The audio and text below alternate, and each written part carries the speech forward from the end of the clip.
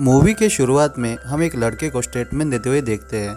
इस लड़के का नाम होता है ताशी और उससे एक लड़की तनु के रेप के बारे में दानिश करके एक लॉयर पूछताछ कर रहा था और जिसने रेप किया था वो एक पॉलिटिशियन का लड़का था जिसका नाम होता है विजय।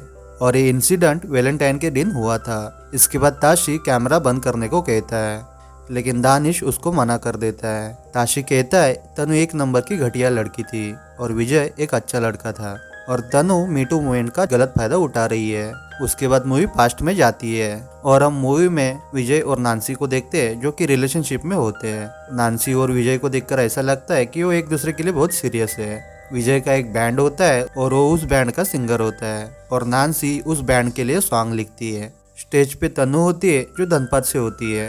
वो विजय के साथ फ्लर्ट करने लगती है और सबके सामने एक अडल्ट पोएम गा के सुनाती है और नान की ये सब देख रही होती है।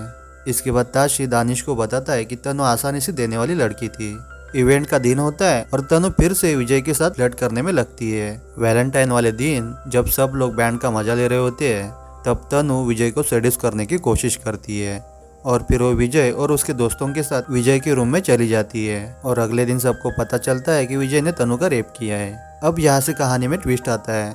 सबको लगता है कि तनु अटेंशन पाने के लिए मीटू मूवमेंट का यूज कर रही है क्योंकि वो पहले से ही विजय में इंटरेस्टेड थी। इसके बाद दानिश विजय का स्टेटमेंट लेता है और सब लोग विजय को इनोसेंट बताते हैं लेकिन कॉलेज का एक अलग ग्रुप तनु के फेवर में होता है। इसके बाद तनु रातों रात लाइमलाइट में आ जाती है। यहाँ पर नैन्सी दानिश को कहती है कि उसका बॉयफ्रेंड तनु का रेप नहीं कर सकता, वो उसकी गर्लफ्रेंड बनना चाहती थी। लेकिन जब विजय ने मना किया तो उसने विजय पे रेप का इल्जाम लगा दिया। उसके बाद दानिश वैलेंटाइन दिन के बारे में पूछता है। वो पूछता है उस दिन एग्जैक्टली क्या हुआ था। सब लोग वही बता रहे थे कि तनु विजय के ऊपर चढ़ी जा रही थी और अगले दिन वो कॉलेज में नहीं दिखी। ताशी बताता है कि इस कॉलेज में आप मेरिट के दम पे रह सकते हैं ना कि किसी कोटे की दम पर, और तनु यहाँ पर कोटे की दम पर आई थी। वही नांसी कहती है कि तनु ने अपने साथ सोने के लिए विजय को उकसाया होगा। दानिश कहता है कि तुम्हारे बॉयफ्रेंड के पास चॉइस थी। ये बात नांसी को सोचने पर मजबूर कर देती है और वो वहाँ से चली जाती है। जब वो मेट्रो स्टेशन से गुजर रही होती है तब उसे एक आदमी दिखता है जो मास्टरबेशन कर रहा था और वो उसे बुला रहा होता है। नैन्सी ये सब देखकर उल्टे पैर वहाँ से चली जाती है और दानिश को उसको मेट्रो तक छोड़ने को कहती है।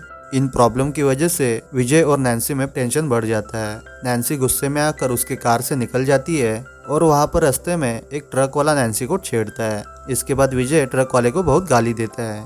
अगले सीन में हमें दिखाया जाता है कि नैन्सी कमला मैम को तनु के बारे में पूछती है और फिर कमला मैम उसे वैलेंटाइन डे के रात के बारे में बताती है। वो बताती है कि उस रात 2:30 बजे तनु उसके पास आई थी और उसने बताया था कि विजय प्रताप सिंह ने उसका रेप किया है और वो पुलिस के पास जाने को कह रही थी। लेकिन वार्डन उसे विजय के घर लेकर आती है और उससे बात करने की कोशिश करती है लेकिन वो किसी के साथ बात नहीं करती।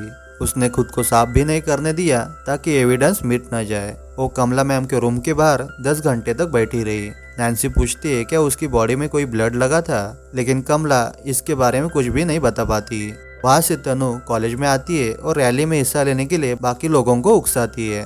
इस कांड के बाद तनु न्यूज और ट्विटर में सेंसेशन बन जाती है। तभी ये वार उल्टा पड़ जाता है कि तनु को केस वापस लेने के लिए पैसे मिले थे और इस वजह से तनु गिल्टी है और बिना सबूत की वजह से तनु कुछ नहीं कर सकती और उसके एलिगेशन बेबुनियाद माने जाएंगे। अगले सीन में हम देखते हैं कि नैन्सी विजय के साथ इंटीमेट होकर जा रही होती है तब उसे गलती से बिस्तर पे वाइन गिर जाती है और उसे देखकर नैन्सी को लगता है जहाँ पर नैन्सी का रेप हुआ था उस बेड पर भी खून के निशान होंगे। इसके बाद नैन्सी विजय के हॉस्टल में जाती है और विजय का रूम चेक करती है लेकिन वहाँ पर उसे कोई भी ब्लड का निशान नहीं दिखता। एविडेंस के कमी के कारण विजय कोर्ट को रिहा कर देती है। इसके बाद विजय के डैड एक ग्रैंड पार्टी देते हैं। पार्टी में दानिश भी होता है और नैन्सी दानिश को उसके साथ ड्रिंक करने को कहती है लेकिन दानिश कहता है कि उसे यहाँ घिन आ रही है। वहाँ पर तनु सुसाइड करने जा रही थी तब नैन्सी उसे बचा लेती है और फिर वो उस जगह आ जाते हैं जहाँ पर विजय परफॉर्मेंस कर रहा था। इसके बाद तनु स्टेज पे आती है और तनु के कपड़ों को देखकर ऑडियंस में बैठी लड़कियां कहती है ये अभी भी ऐसे कपड़े पहनती है। इसके बाद तनु बोलना शुरू करती है और बताती है कि उसको विजय पे क्रश था जैसी कॉलेज की हर एक लड़की को है। वो उसके साथ रूम में जाना चाहती थी। वो चाहती थी कि विजय उसे टच करे लेकिन उसके दोस्तों के सामने नहीं, इसीलिए विजय को उसने थप्पड़ मारा था। और इसकी वजह से विजय का ईगो हर्ट हुआ था और इसके लिए उसने तनु के साथ रेप किया था, वो भी उसके सारे दोस्तों के सामने। और उसके सारे दोस्त उसका वीडियो बना रहे थे।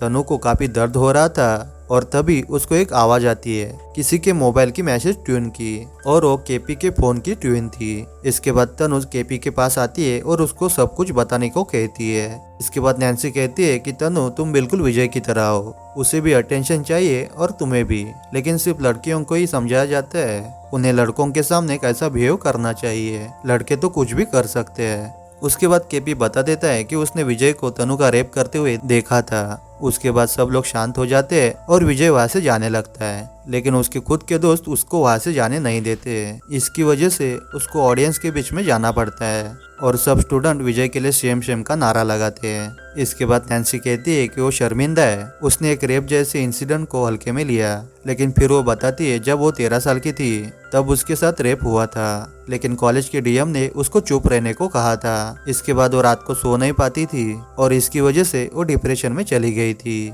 यहाँ पर यह नहीं बताया जाता कि नैन्सी के साथ किसने रेप किया था, लेकिन आज वो सबके सामने बताना चाहती है। वो बोलती है क्या कोई उसकी बात सुनेगा, और ये मूवी यहीं पे खत्म हो जाती है।